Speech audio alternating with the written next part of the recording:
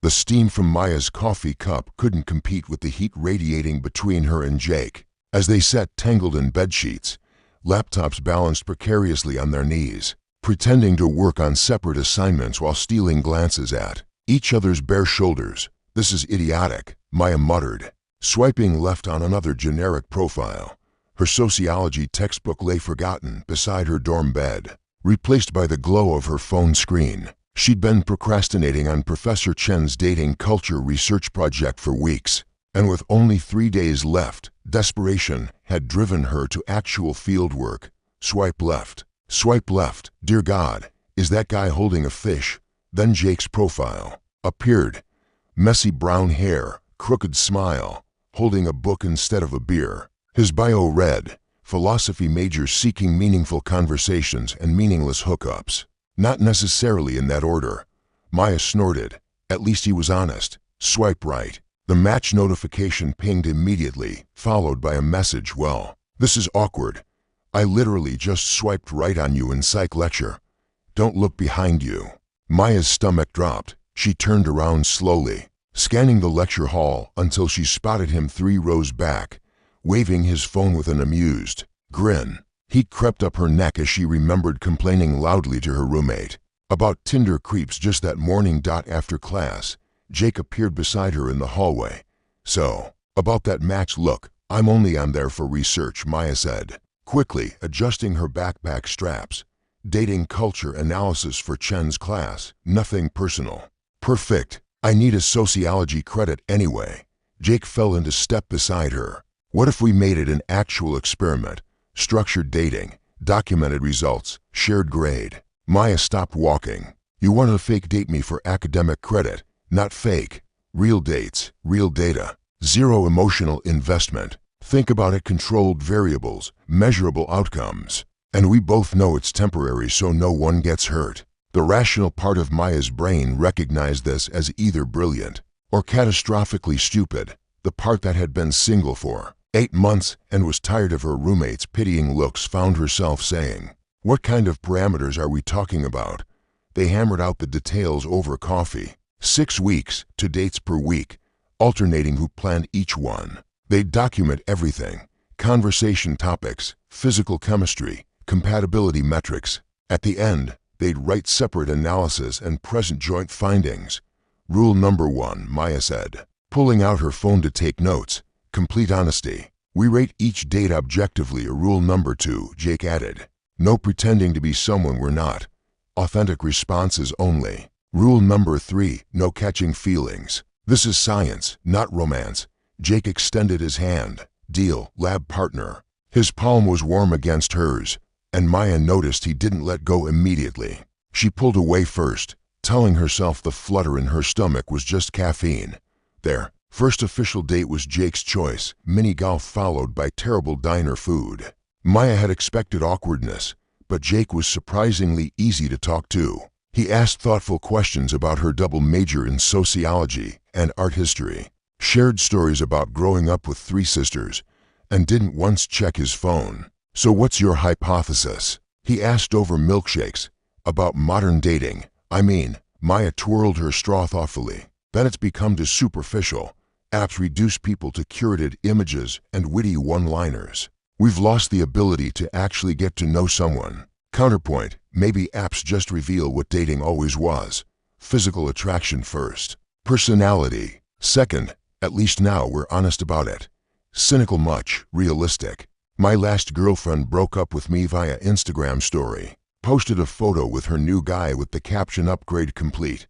Maya winced. "Ouch, when was this?" 3 months ago. "You?" 8 months. "He said I was too intense about my goals." She made air quotes. "Apparently wanting to finish my thesis and get into grad school. Made me unavailable emotionally." They sat in comfortable silence, the weight of shared romantic disappointment settling between them. "Well," Jake said finally, "at least we know this won't end badly.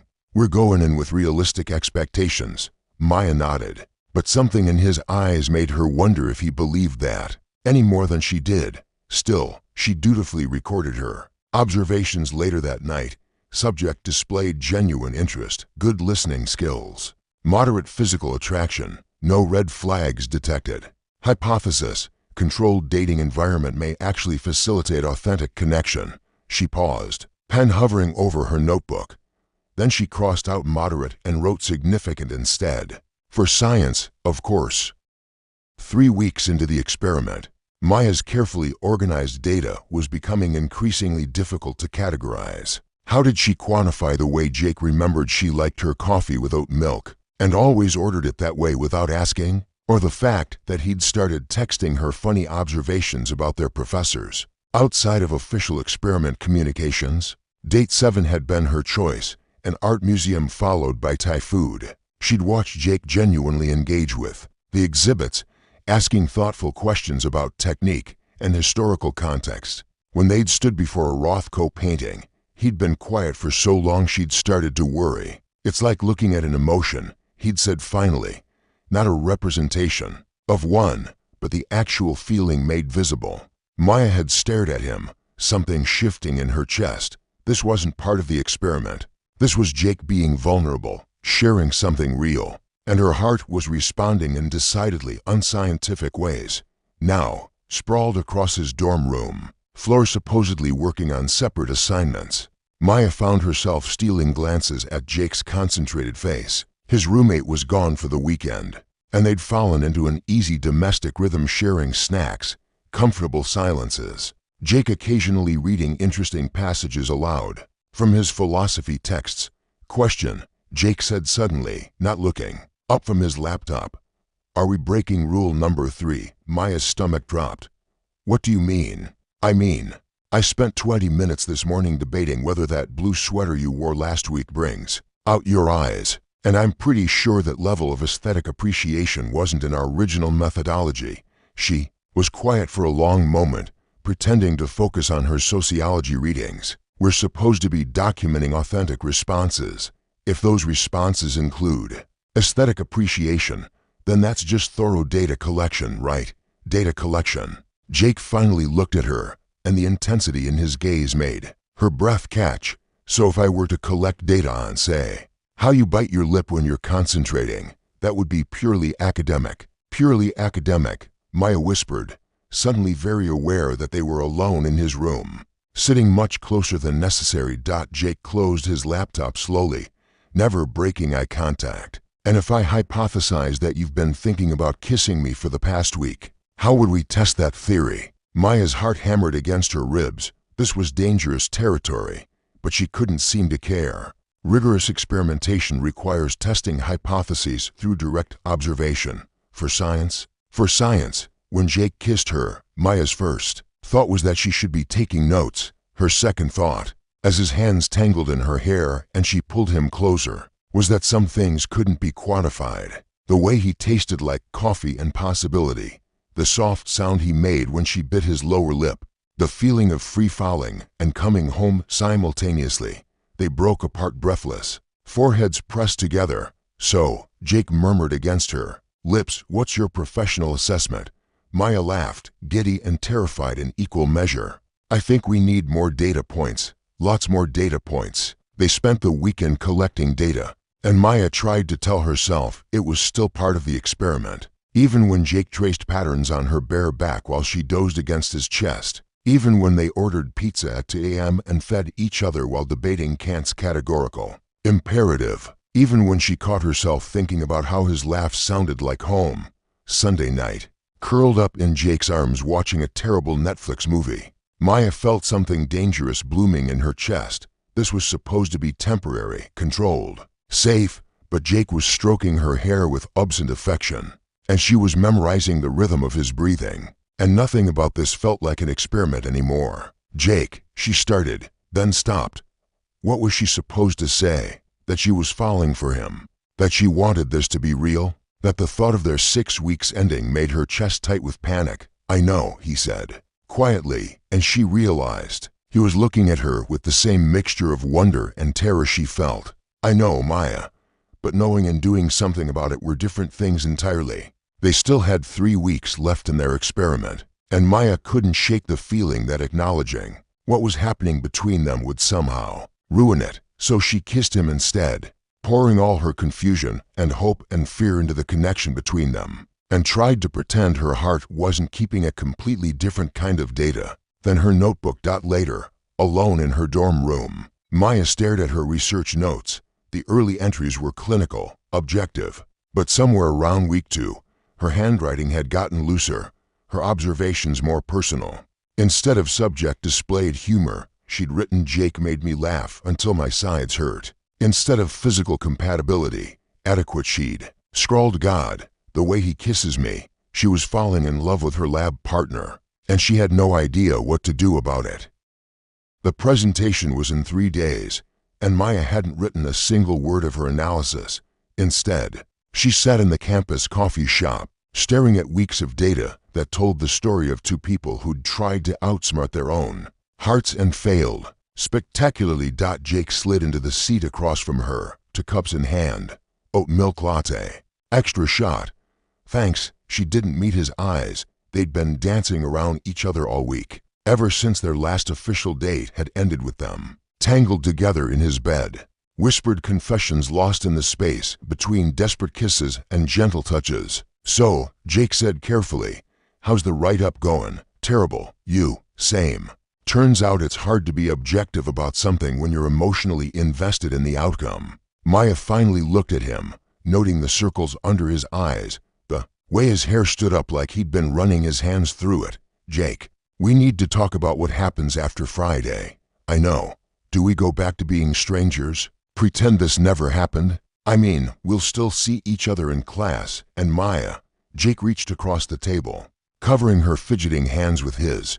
"Do you want this to be over?" The simple question hit her like a physical blow. "No," she whispered. "God, no. But we agreed. We agreed to a 6-week experiment. We didn't agree to ignore the results." Maya stared at their joined hands. "What are the results?" "Jake, that we're compatible, that the sex is amazing, that we make each other laugh. None of that means we're actually right for each other long term, doesn't it? You said it yourself, modern dating is superficial. Physical attraction first, personality second. Maybe we're just good at the physical part, and we're confusing that with something deeper." Jake was quiet for a long moment, thumb tracing circles over her knuckles. "You know what I wrote in my analysis draft?" Maya shook her head. "That the hypothesis was wrong from the start. We thought we were studying whether authentic connection was possible in controlled dating scenarios. But what we actually proved was that authentic connection doesn't give a damn about our attempts to control it." "Despite everything," Maya smiled. "Very philosophical. I'm a philosophy major. It's what I do." His expression grew serious. "Maya, I'm not confusing anything. I know the difference between good sex and falling in love. I know the difference between enjoying someone's company and wanting to build a life with them." Her heart stuttered. "Jake, I love you," he said simply. "Not because of the experiment, not despite it, but because these 6 weeks let me see who you really are. And who you are is someone I want to keep getting to know for the next 60 years. Tears pricked Maya's eyes. "This is terrifying. I know. But the alternative is walking away from the best thing that's happened to me, because I'm too scared to risk getting hurt." Maya thought about her ex, about his accusations of intensity and unavailability, about how she'd tried to make herself smaller, less ambitious, more agreeable. Jake had seen her at her most driven, most passionate, most stubbornly herself, and instead of asking her to change, he'd fallen in love with exactly who she was. "What if we mess it up?" she asked. "Then we mess it up honestly instead of wondering. What if for the rest of our lives?" Maya looked at Jake. Really looked at him. The boy who'd remembered her coffee order, who'd listened to her rant about the patriarchal implications of Renaissance art, who'd held her after nightmares about failing her thesis defense, who'd made her laugh when she was stressed and challenged her when she was being stubborn, and loved her when she was too scared to love herself. "Okay," she said. "Okay. Let's mess it up honestly." Jake's smile was brighter than the sunrise. He leaned across the small table and kissed her softly, tasting like hope and coffee and new beginnings. "So what do we tell Professor Chen?" Maya asked when they broke apart. "The truth, that we conducted a controlled experiment in modern dating and discovered that some variables can't be controlled, that authentic connection transcends artificial parameters, that sometimes the best scientific discoveries happen when your hypothesis is completely wrong. Maya laughed. Think she'll buy it? She'll buy it because it's true, and because we have 6 weeks of detailed documentation to prove it. 3 days later, they stood in front of their sociology class, presenting their findings. Maya watched. Jake explained their methodology, his eyes finding hers whenever he mentioned connection or authenticity, or the unexpected nature of love. When it was her turn to discuss their conclusions, she looked out at her classmates and realized she wasn't nervous anymore. What we learned, she said, is that dating apps didn't create superficial connections, they just made existing patterns more visible. But when do people commit to genuine honesty and authentic interaction? Meaningful connection is not only possible but inevitable. The controlled environment didn't facilitate love. It simply provided a framework for recognizing what was already there. Professor Chen asked thoughtful questions about their data collection methods and analysis techniques. A few classmates wanted to know about the practical applications of their findings, but Maya barely heard any of it. To focused on Jake's proud smile and the way he squeezed her hand when she mentioned their ongoing longitudinal study. After class, as they walked across campus together, Jake bumped her shoulder playfully. So, lab partner, ready for phase 2 of the experiment. What's phase 2?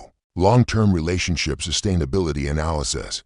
I'm thinking we'll need at least 50 years of data to draw meaningful conclusions. Maya grinned, pulling him closer.